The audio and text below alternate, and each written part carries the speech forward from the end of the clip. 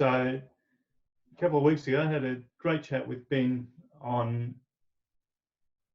the R&D tax concession as it's part of a software development build, and something you should consider at the beginning of the cycle, not at the end when it's time to claim tax. And so part of our discussion was what he'd seen from external, where companies had hired an external development company like Redgum, and the problems that he'd seen arise from that.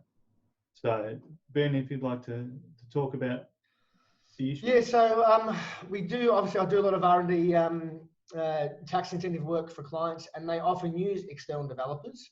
Some of the problems that I run into here are that the external developers are long gone, they've been paid, and they don't wish to come back into the process.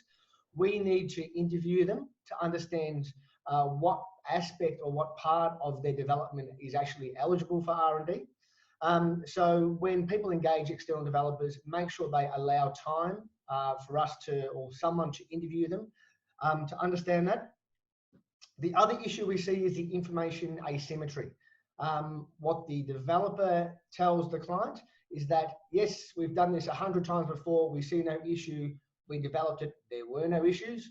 Whereas in reality, what we need to understand is what were some of the technical hurdles that were needed to be overcome. And, you know, what documentation have you done? What tests or you know, what did you have to prove to see whether this actually worked?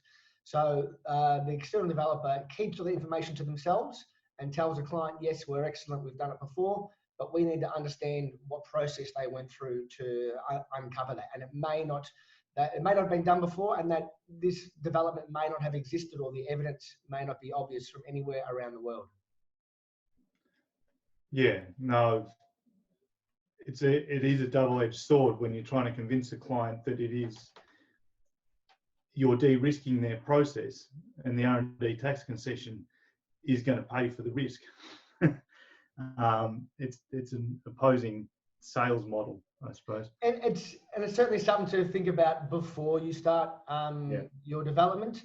If you come in at the end and there's no documentation, there's no evidence of experiments taking place, it's very hard to try and recreate that. So if you have that knowledge that you can start at the beginning, start the documentation process, the developer knows that, hey, we're going to be looking to claim this, it's going to make for a much more seamless and eligible claim.